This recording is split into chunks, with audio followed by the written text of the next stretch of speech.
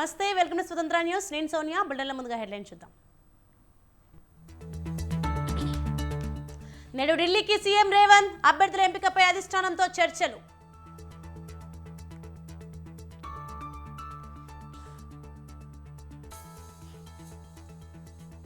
నేటి నుంచి చంద్రబాబు ప్రజాగరం యాత్ర, రాష్ట్ర వ్యాప్త ప్రచారానికి టీడీపీ అధినేత శ్రీకారం.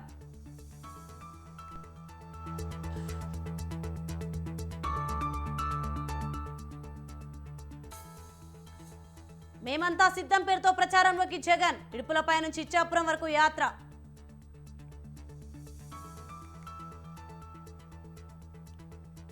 విశాఖ డ్రగ్స్ కేసులో నిర్ధారణ పరీక్షలు, నేడో రేపో ఫలితాలు వచ్చే ఛాన్స్.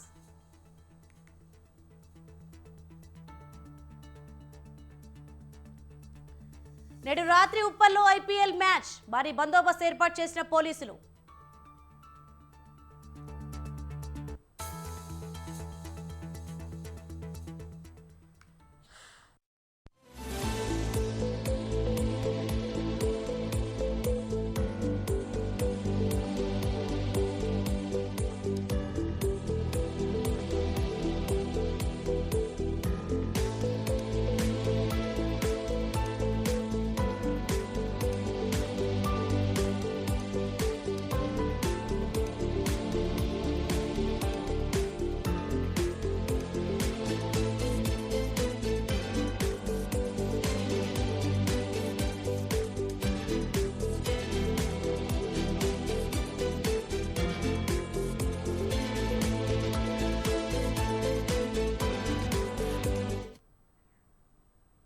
ఏపీలో పొలిటికల్ హీట్ పెరిగింది. వైసీపీ అధినేత సీఎం జగన్ ఇవాళ నుంచి ప్రచార పర్వంలోకి దిగుతున్నారు. 175 అసెంబ్లీ స్థానాలకు అభ్యర్థులను ప్రకటించి అన్ని పార్టీల కన్నా ముందంజలో ఉన్న వైసీపీ అధినేత ఇవాళ నుంచి ప్రజల్లోకి వెళ్తున్నారు. వచ్చే ఎన్నికల 175 అసెంబ్లీ స్థానాల్లో గెలిపే లక్ష్యంగా కార్యాచరణ సిద్ధం చేశారు. మేమంతా సిద్ధం పేరుతో ఏపీ వ్యాప్తంగా జగన్ బస్సు యాత్ర చేపట్టనున్నారు. కడప జిల్లా ఇడుపులపై నుంచి శ్రీకాకుళం జిల్లా ఇచ్చాపురం వరకు మొత్తం 21 రోజుల పాటు జగన్ బస్సు యాత్ర కొనసాగనుంది.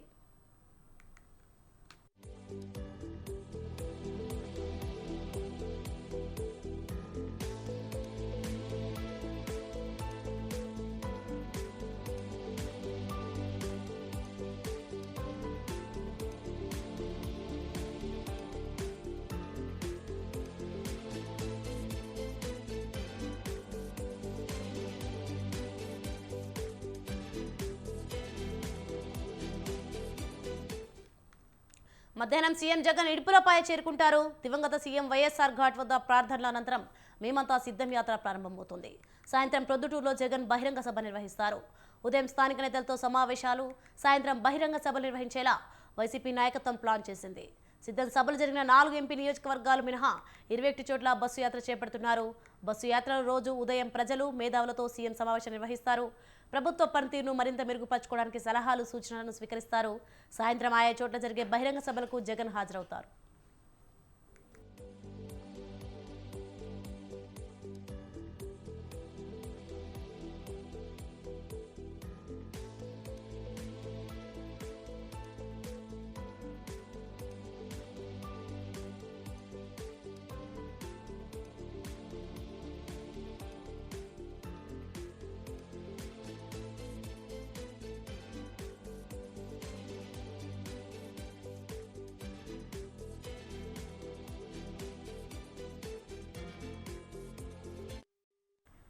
ఏపీలో పొలిటికల్ హీట్ పెరిగింది. వైసీపీ అధినేత సీఎం జగన్ ఇవాళ నుంచి ప్రచార పర్వంలోకి దిగుతున్నారు.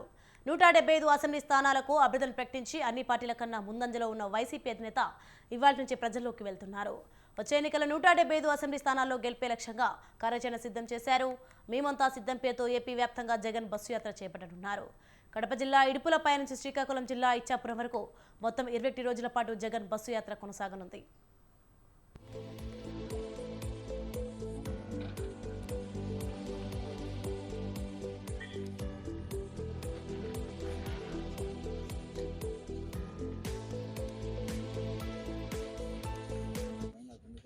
మధ్యాహ్నం సీఎం జగన్ ఇడుపులపై చేరుకుంటారు. దివంగత సీఎం వైఎస్ఆర్ ఘాట్ వద్ద ప్రార్థనల అనంతరం మేమంతా సిద్ధం యాత్ర ప్రారంభమవుతుంది. సాయంత్రం ప్రొద్దుటూరులో జగన్ బహిరంగ సభ నిర్వహిస్తారు. ఉదయం స్థానిక నేతలతో సమావేశాలు, సాయంత్రం బహిరంగ సభ నిర్వహించేలా వైసీపీ నాయకత్వం ప్లాన్ చేసింది.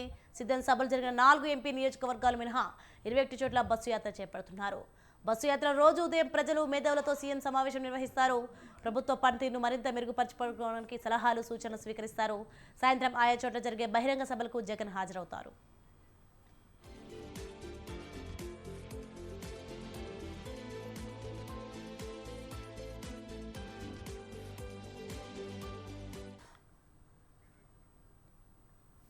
ఇవాళ నుంచి సీఎం జగన్ మేమంతా సిద్ధం బస్ యాత్ర ప్రారంభం కానుంది. ఇడుపులపై నుంచి ప్రారంభమయ్యే బస్ యాత్ర 20 పార్లమెంట్ నియోజకవర్గాల్లో కొనసాగనుంది. సీఎం జగన్ బస్ యాత్రకు ప్రజల నుంచి మంచి స్పందన వస్తుందని చెప్తున్న మంత్రి జోగి రమేష్తో మా ప్రతినిధి రమేష్ ఫేస్ టు ఫేస్. పేరుతో వైఎస్ఆర్ కాంగ్రెస్ పార్టీ అధినేత AP CM Jaganmohan Reddy bus యాత్రకు సిద్ధమయ్యారు. ఇక ఈ బస్ యాత్ర ఏ విధంగా ఉండబోతుంది, ప్రజల నుంచి ఎట్లాంటి ఆదరణ రాబోతుందనే అంశాలు మనతో మాట్లాడడానికి మంత్రి జోగి రమేష్ ఉన్నారు.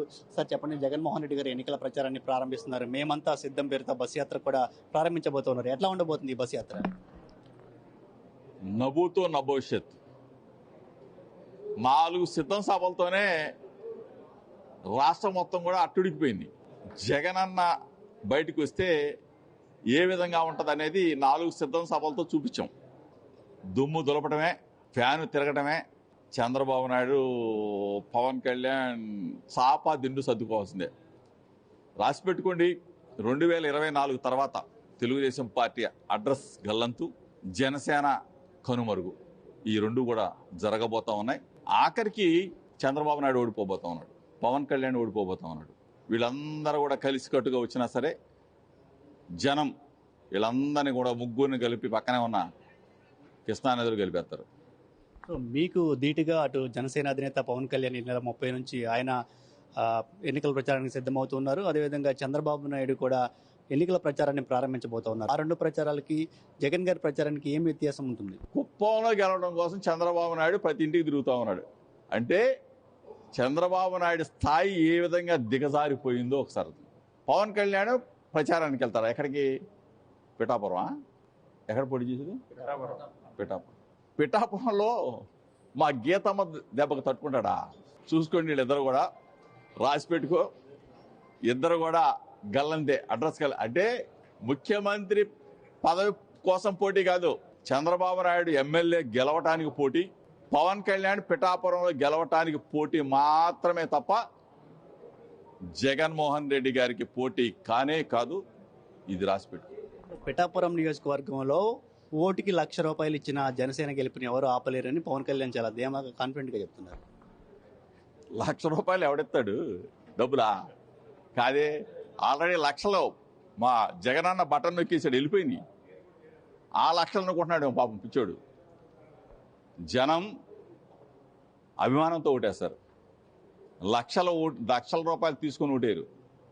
జగన్మోహన్ రెడ్డి గారు చేసిన పథకాలు, జగనన్న ప్రతి గడపకి కూడా చేసిన మేలు, ఆ గ్రామాల్లో జరిగిన అభివృద్ధి, ఈరోజు బీద బిక్కి బీసీ ఎస్సీ ఎస్టీ మైనార్టీ కాపులు అగ్రవర్ణ పేదలు లబ్ధి పొందుతున్న విధానంతో ఫ్యాను గుర్తుకి బటన్ నొక్కబోతా ఉన్నారు.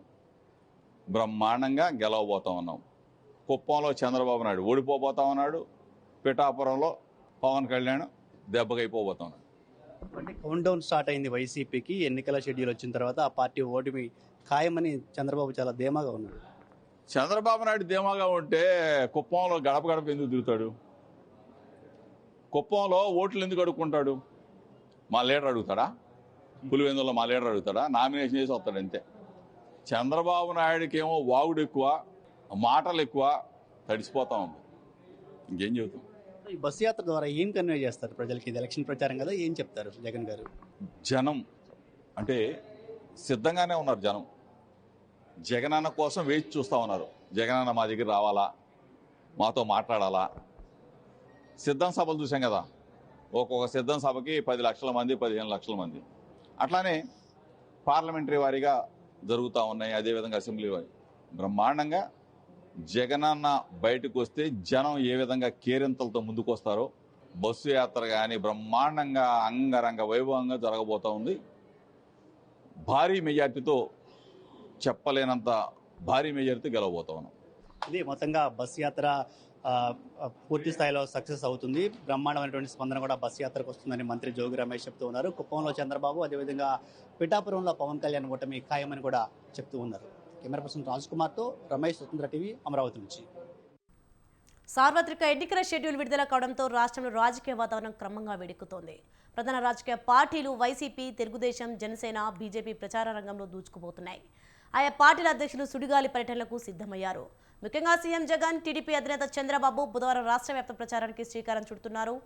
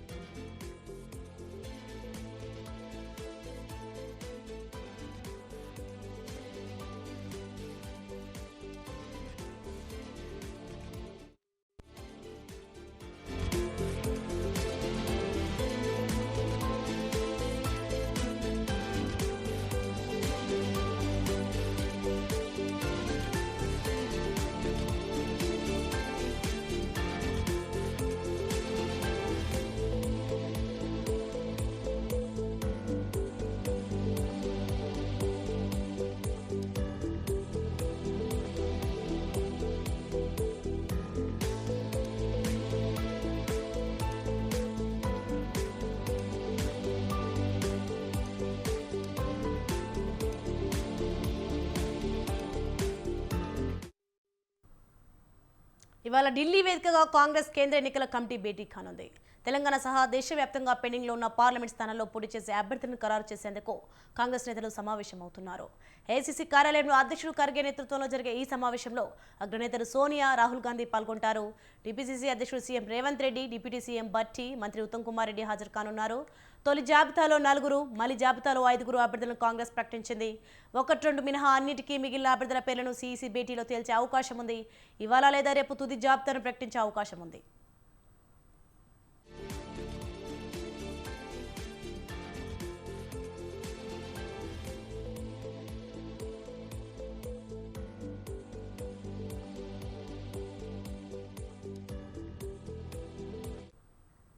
ఆదిలాబాద్, వరంగల్, మెదక్, నిజామాబాద్, హైదరాబాద్, కరీంనగర్ విషయంలో ఇబ్బంది లేకున్నా భువనగిరి, ఖమ్మంలో అభ్యర్థుల ఎంపిక తలనొప్పిగా తయారైంది. మరోవైపు సామాజిక సమతుల్యత పాటించడము సవాల్గా మారింది.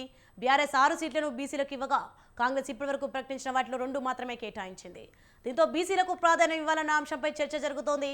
మాజీ ఎంపీ మల్లు రవికి నాగర్ కర్నూలు టికెట్ ఇచ్చినందున ఆయన సోదరుడు బట్టి భార్య నందినికి ఖమ్మం సీటు దక్కే అవకాశాలు లేవని పార్టీ వర్గాలు అంటున్నాయి. ఇక నుంచి మంత్రి పొంగులేటి తమ్ముని నిలిపే అవకాశాలున్నట్టు తెలుస్తోంది. భువనగిరి నుంచి చావల కిరణ్ కుమార్ రెడ్డి, కోమటిరెడ్డి, రాజగోపాల్ రెడ్డి భార్య లక్ష్మి ప్రయత్నాలు చేస్తున్నారు.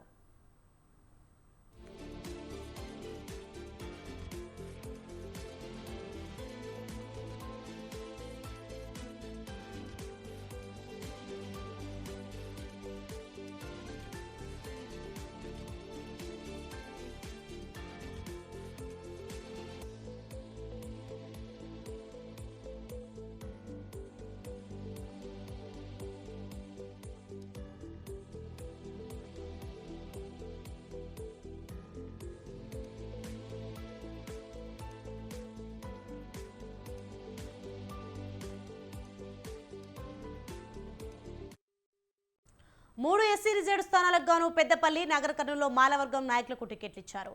వరంగల్ మాదిగ వర్గానికి కేటాయించక తప్పని పరిస్థితి నెలకొంది. ఈ సీట్ను దొమ్మెడి సాంబయ్యతో పాటు డాక్టర్ రామగల్ల పరమేశ్వర్ ఆశిస్తున్నారు. పరమేశ్వర్ గతంలో బీఆర్ఎస్, బీజేపీ నుంచి పోటీ చేశారు. ఏఐసీసీ పరిశీలనలో ఈ ఇద్దరి పేర్లు ఉన్నట్లు పార్టీ వర్గాలు తెలిపాయి. ఇటీవల ఉద్యోగానికి రాజీనామా చేసి రేవంత్ సమక్షంలో కాంగ్రెస్లో చేరిన ఆత్రం సుగుణకు ఆదిలాబాద్ అభ్యర్థిత్వం దాదాపు ఖాయమైనట్లేనని తెలుస్తోంది. నిజామాబాద్కు జీవన్ రెడ్డి, మెదక్కు నీలం మధు, కరీంనగర్కు ప్రవీణ్ రెడ్డి ప్రయత్నాలు చేస్తున్నారు. మిగిలిన లోక్సభ స్థానాలకు అభ్యర్థుల ఎంపికపై హైదరాబాద్లో రాష్ట్ర కాంగ్రెస్ వ్యవహారాల ఇన్ఛార్జ్ దీపాదాస్ మున్షి రేవంత్ భట్టి సమావేశమయ్యారు.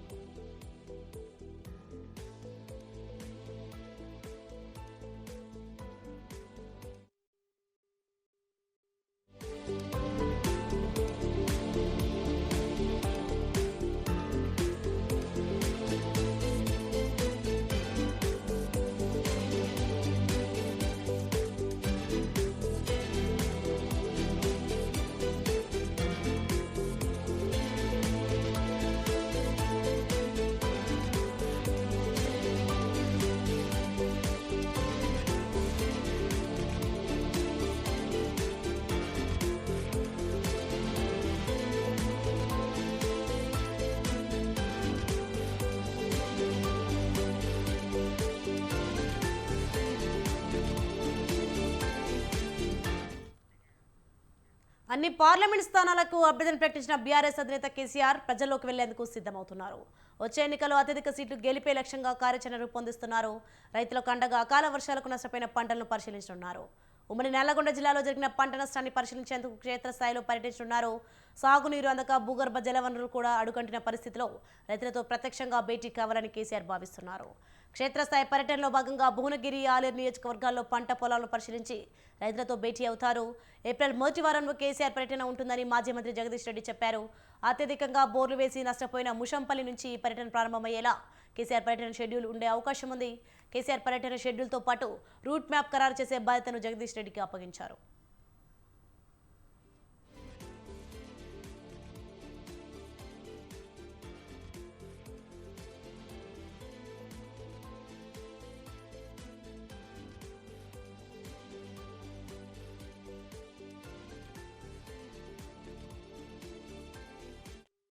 లోక్సభ ఎన్నికల్లో పోటీ చేసే అభ్యర్థుల పేర్లు ఖరారైన నేపథ్యంలో నియోజకవర్గాల వారీగా నిన్నటి నుంచి భేటీలు ప్రారంభమయ్యాయి. వరంగల్ లోక్సభ నియోజకవర్గం పరిధిలోని నేతలతో సోమవారం రాత్రి మాజీ మంత్రి హరీష్ రావు నివాసంలో కీలక భేటీ జరగగా నిన్న ఉదయం సికింద్రాబాద్ నేతలతో పార్టీ వర్కింగ్ ప్రెసిడెంట్ కేటీఆర్ భేటీ అయ్యారు. నల్గొండ నియోజకవర్గ నేతల సమన్వయ భేటీ కూడా జగదీష్ రెడ్డి నివాసంలో రాత్రి జరిగింది. మల్కాజ్గిరి లోక్సభ నియోజకవర్గం పరిధిలోని బీఆర్ఎస్ ఎమ్మెల్యేలు, ఇతర ముఖ్య నేతలతో ఇవాళ తెలంగాణ భవన్లో భేటీ జరగనుంది. ఈ భేటీకి కేటీఆర్ హాజరవుతారు. మెదక్, చేవెళ్ల, పెద్దపల్లి తదితర లోక్సభ నియోజకవర్గాల పరిధిలోనూ అసెంబ్లీ నియోజకవర్గ స్థాయి సమావేశాలు ప్రారంభమయ్యాయి.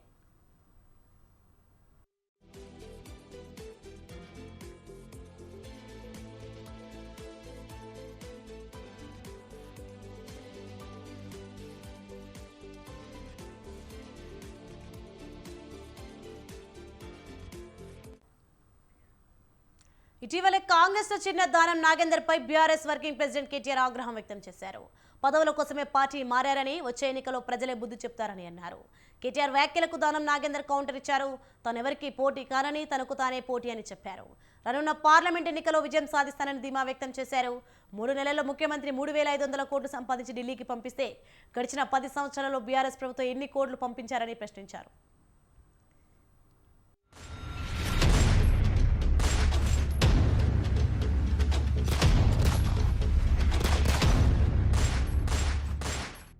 ఇప్పుడు చెరువు నిండినాక కప్పలు మస్తుగా వస్తాయి. మంచి రోజులు ఉన్నప్పుడు, అధికారం ఉన్నప్పుడు చాలామంది వస్తారు. కానీ కష్టకాలంలో నిలబడ్డోడే నిజమైన నాయకుడు అనే మాట నేను మీకు ఈ సందర్భంగా విజ్ఞప్తిస్తాను. ఇప్పుడు దానం నాగేందర్, ఆయన గురించి నేను ఎక్కువ చెప్పగానే సరే పోయిండు. నేనేమంటున్నా అంటే తిట్టకురా భయ్, ఎందుకు తిట్టుడు? సపరేట్గా ఎలక్షన్లు చూపెడితే అయిపోతాను, తిట్టుడు ఎందుకు? నేనేమంటున్నా ఒకటే మాట, పెద్దలు చెప్తారు రాజకీయాల్లో హత్యలు ఉండయి, ఆత్మహత్యలు ఉంటాయని చెప్తారు. రాజకీయాల్లో ఖుద్కుషి ఉంటుంది తప్ప హత్యలు ఉండవు. తప్పుడు పనులు చేస్తే, తప్పుడు నిర్ణయాలు తీసుకుంటే ఖతమైపోతారు ఆటోమేటిక్గా. ఇవాళ నాగేందర్ భాయ్ సాబ్ కూడా అదే రకమైన ఒక తప్పుడు నిర్ణయం తీసుకున్నాడు. అధికారం కోసం ఆశపడ్డాడు. ఇవాళ గెలిపించిన ప్రజలకు వెన్నుపోటు పొడిచి అందులోకి పోయిండు. తప్పకుండా ఖైరతాబాద్ ప్రజలే బ్రహ్మాండమైన మెజారిటీని పద్మారావు గారికి ఇచ్చి ఆయన తీసుకున్న నిర్ణయం తప్పు అని తీర్పు ఇస్తారన్న విశ్వాసం సంపూర్ణంగా నాకుంది. ఇది అన్నీ దాన్ని చెప్తే చాలా రకాల అర్థాలు వస్తాయి. ఎందుకంటే గతంలో కూడా జరిగినాయి, ఇవన్నీ ఇప్పుడు కూడా జరిగినాయి. కాబట్టి గతంలో మనం చేసిందేమో అది ఇది మంచి పని, లేకుంటే ఇప్పుడు చేసింది అపవిత్రమైంది అని చెప్పడానికి ఎవరికి అధికారం ఉండదు. కాబట్టి దాని విషయంలో నేను అంత కామెంట్ కూడా చేయదలుచుకోలేదు. వాళ్ళు ఎంతైనా గొప్పోళ్ళు ఎన్నైనా మాట్లాడచ్చు, కానీ నేను మాత్రం ఒక కార్యకర్తగానే ఎదుక్కుంటూ వచ్చాను. ఇంకా ఎదగాలనే కోరికతోనే రాజకీయంలో పనిచేస్తున్నాను, కార్యకర్తలకు పనిచేస్తున్నాను, కార్యకర్తలకు అండదండగా ఉండి పనిచేస్తున్నాను. కాబట్టి కార్యకర్తలను కాపాడుకుంటూ వచ్చారు. కాబట్టి నేను నా కార్యకర్తలకు ఏం చేస్తున్నానని నా కార్యకర్తలకు తెలుసు. కాబట్టి నేను దాని విషయంలో చెప్పను. మీరు చేసింది ఇక అది చూసుకోవాలి. ఎందుకంటే వాళ్ళతో 1000 కోట్లు సంపాదించుకున్న వాళ్ళేమో వాళ్ళ గురించి మాట్లాడతలేరు. ఎందుకంటే వాళ్ళ దాంట్లో వాళ్ళ పర్సంటేజ్ ఉంటుంది కాబట్టి, వాళ్ళ దాంట్లో వాళ్ళకి షేర్ ఉంటుంది కాబట్టి. మేము ₹1 పైరవి చేయలేదు, ₹1 కమిషన్ తినలేదు, ఒక పని చేయలేదు. మేము కార్యకర్తనే పని చేసినా కార్యకర్తగానే ఉన్నాం.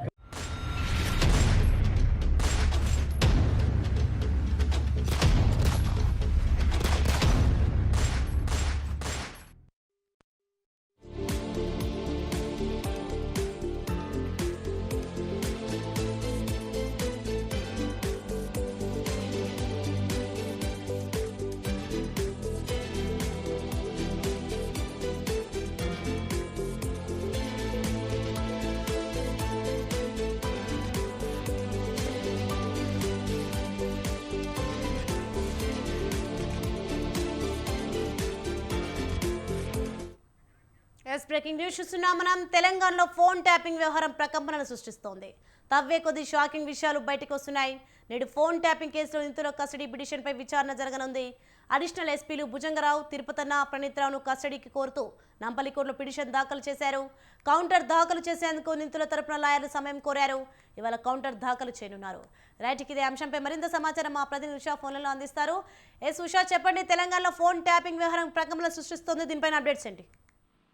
సోనీ ఫోన్ ట్యాపింగ్ కేసులో పోలీసులు కస్టడీ కోరుతూ పిటిషన్ నాంపల్లి కోర్టులో వేయించుకున్నారు. నిన్న సాయంత్రం ఏదైతే ఫోన్ ట్యాపింగ్ వ్యవహారానికి సంబంధించి మొత్తం కూడా ఏదైతే నిందితుల తరపు పిటిషన్ వేయాల్సిందిగా ఈ రోజు రేపటిలోగా ఏదైతే ఈ రోజు లోపు కౌంటర్ దాఖలు చేయాల్సిందిగా ఇప్పటికే నాంపల్లి కోర్టు ఆదేశించింది. అడిషనల్ ఎస్పీలు భుజంగరావు, తిరుపతన్న, ప్రణీత్రావును కస్టడీ కోర్టు పిటిషన్ దాఖలు చేయనున్నారు. కస్టడీ పిటిషన్ పై కౌంటర్ దాఖలు చేయడానికి ఈ వాటి వరకు కూడా నిందితుల తరపు న్యాయవాదులు సమయం అడిగారు. కాబట్టి A1 Praneeth Rao, A2 Bhujanga Rao, A3 తిరుపతన్నల కస్టడీని మాత్రం ఈ రోజు ఏదైతే వేసే అవకాశం ఉంటుంది. ఫోన్ ట్యాపింగ్ వ్యవహారంలో మరోవైపు చూసుకున్నట్టయితే ఓ మాజీ ఎమ్మెల్సీ పాత్ర ఇందులో వినిపిస్తోంది. మాజీ ఎమ్మెల్సీ పాత్రపై విచారణ చేస్తున్నారు పోలీస్ దర్యాప్తు బృందం.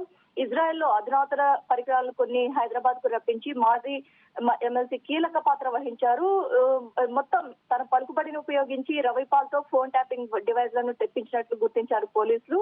మరోవైపు ఈ కేసులో చాలా వరకు నగదు లావాదేవీలు జరిగాయి కాబట్టి ఈ కేసుని ఏసీబీ కూడా టేకప్ చేసే అవకాశం ఉంది. ఈ కేసుకి సంబంధించి ఫోన్ ట్యాపింగ్ వ్యవహారంలో చాలా ఏదైతే బంగారు వ్యాపారవేత్తలు కావచ్చు, అలాగే రియల్టర్లు కావచ్చు, అలాగే మొత్తం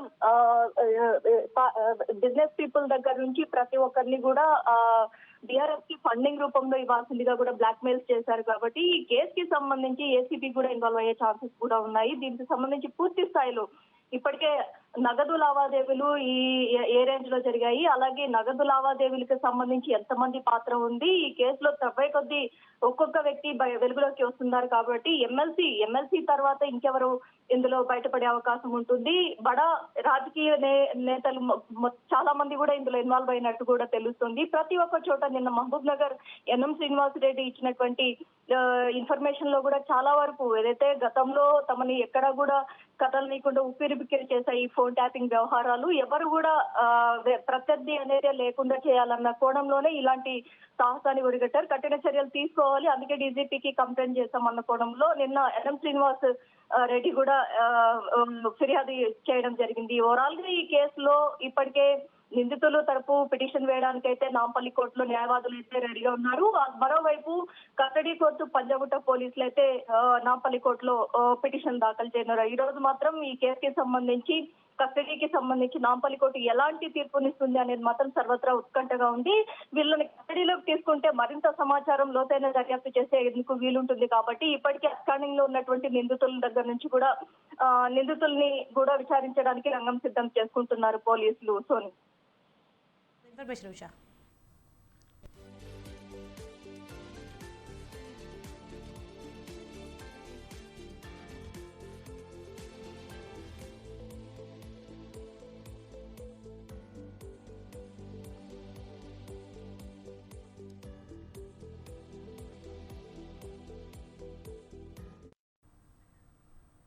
తిరుమల శ్రీవారిని ప్రముఖ హీరో రామ్ చరణ్ దంపతులు దర్శించుకున్నారు. ఉదయం సుప్రభాత సేవలో సతీమణి ఉపాసన, కుమార్తె క్లింకారతో కలిసి స్వామివారిని దర్శించుకుని మొక్కులు చెల్లించుకున్నారు.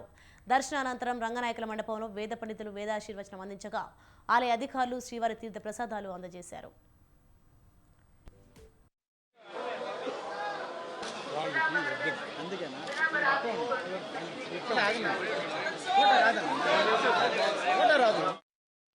పుట్టినరోజు సందర్భంగా నిన్న సాయంత్రమే కుటుంబంతో కలిసి ప్రత్యేక విమానంలో హైదరాబాద్ నుంచి రేణిగుంట విమానాశ్రయానికి రామ్ చరణ్ చేరుకున్నారు.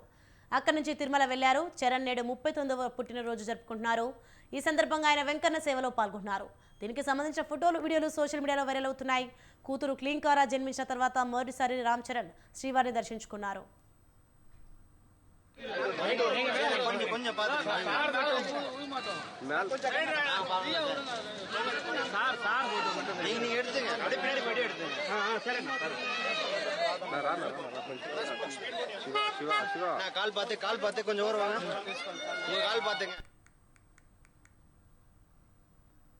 అమెరికాలోని బాల్టిమోర్లో భారీ ప్రమాదం జరిగింది. సరుకు రవాణా నౌక పిల్లర్ను ఢీకొనడంతో నదిపై ఉన్న కీలక వంతెన ఒక్కసారిగా కుప్పకూలింది. దీంతో ఆ సమయంలో వంతెనపై వెళ్తున్న వాహనాలను నీటిలో పడిపోయాయి. పలువురు గల్లంతయ్యారు. నదిలో పడిపోయిన వారిలో 2 సహాయక సిబ్బంది కాపాడారు. వారిలో ఒకరి పరిస్థితి విషమంగా ఉంది. మరోవైపు ఢీకొన్న నౌకలోనూ మంటలు చెలరేగాయి. నౌకలోని సిబ్బంది అంతా భారతీయులే. వారంతా క్షేమంగానే ఉన్నారు. తొలుత నౌకలో విద్యుత్ సరఫరా నిలిచిపోయింది. వెంటనే ప్రమాద సంబంధ సమాచారాన్ని నౌకా సిబ్బంది అధికారులకు అందించారు. మరుక్షణం వంతెనపై వాహనాలను ఆపేయడంతో భారీ ముప్పు తప్పింది.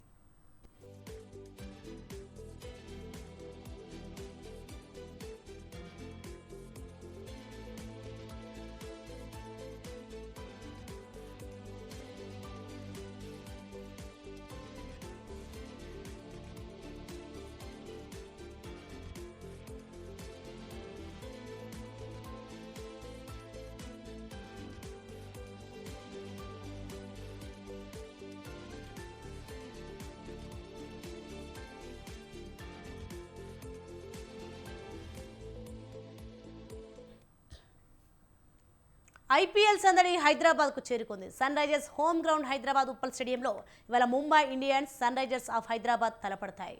హైదరాబాద్లో జరిగే 7 మ్యాచ్ల్లో మొదటి మ్యాచ్ ఈ సాయంత్రం జరగనుంది. Hyderabad captain Pat Cummins, Mumbai Indians captain Hardik Pandya సారథ్యంలో ఇరు జట్లు బరిలోకి దిగనున్నాయి. ఈ సీజన్లో ఆడిన మొదటి మ్యాచ్లో ఇరు జట్లు ఓడిపోగా ఈరోజు జరిగే మ్యాచ్లో ఎలాగైనా గెలవాలని 2 టీంలు ప్రాక్టీస్లో మునిగిపోయాయి.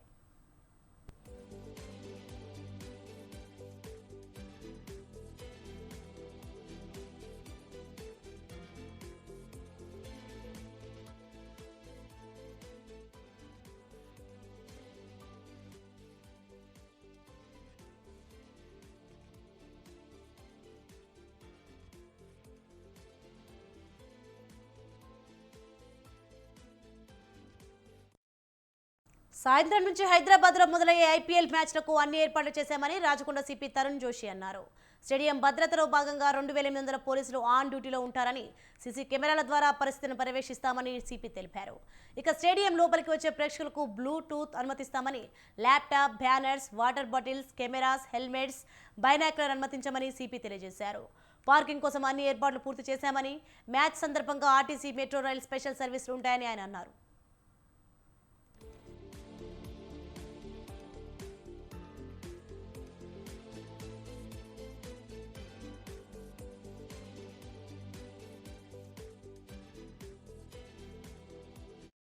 Nearly more than 2,500 force can we match కోసం పెట్టాము. Gate number 1, which is the main gate, the main entry gate, that is meant only for the players, and the spectators they are not going to be permitted from gate number 1. ఈ స్టేడియంలో plus అన్ని surrounding areas లో total 360 CCTV cameras పెట్టాము. Some of them are permanent cameras, some of them are specially put up for this. అన్ని places లో the entire stadium and surrounding areas, including all the checking points, outer areas, the outer gates, the inner gates, all the stands, the pavilions, including the parking places also, they will all be under electronic surveillance. There will be an integrated command and control room where officials from different wings. Yes, KV Bulletin updates. For more updates, keep watching Swatandhra News.